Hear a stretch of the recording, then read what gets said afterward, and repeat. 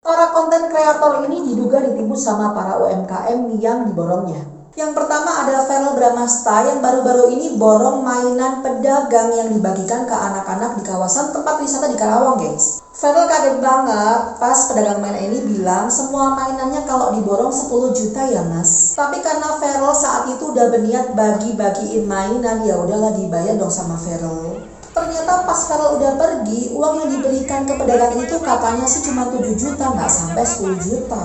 Pedagangnya pun marah-marah karena merasa ditipu sama Verrel nih. Terus hal ini viral di media sosial dan didengar sama telinganya Verrel. Akhirnya sisa uang 3 jutanya udah dilunasin, tapi para netizen ini kecewa gitu. Soalnya para netizen menduga kalau mainan yang ada di gerobak bapak penjual ini nggak sampai 10 juta. Pedagang ini dianggap mencuri kesempatan dalam kesempitan. Kalau menurut kalian gimana nih? Yang kedua, Louis Scarlett Family memborong dagangan ibu-ibu yang jualan takjil pada puasa Ramadan 2025 lalu. Pas ditanya berapa total dagangan takjilnya, ibu ini mengatakan kalau takjilnya itu sekitar 10 juta rupiah.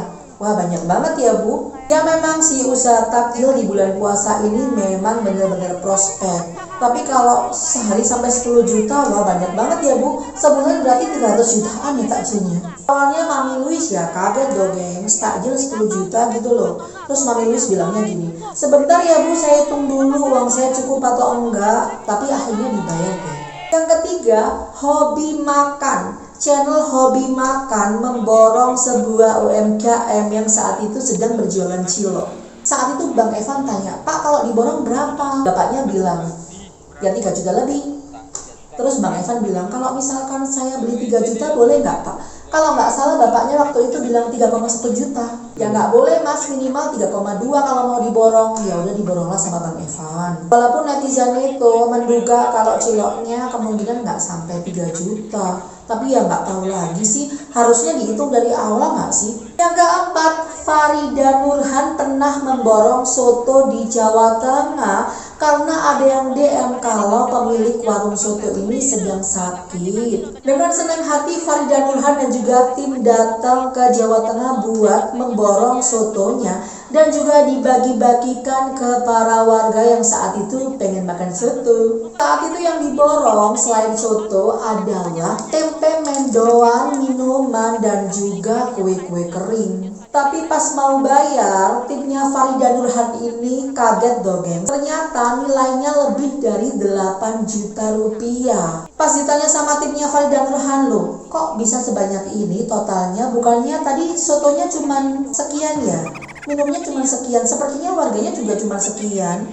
Tapi pemilik warung tersebut berdalih bahwa mereka juga mengambil dagangan dari warung yang ada di sebelahnya. Yang kelima adalah Najib SPBU yang berniat untuk membantu UMKM dengan lebih memperhatikan tampilan dagangan bapak dan juga ibu ini. Tapi ternyata uangnya itu ditilep geng sama orangnya. Udah dikasih uang untuk lunasin motornya, udah dikasih uang untuk modal jualan ciloknya, udah dikasih uang untuk lain-lain, ternyata uangnya itu malah dibuat untuk bayar utang. Niat Mas Najib membantu suami istri ini supaya hidup mereka ke depannya itu jauh lebih lancar lagi. Tapi mereka malah memanfaatkan situasi.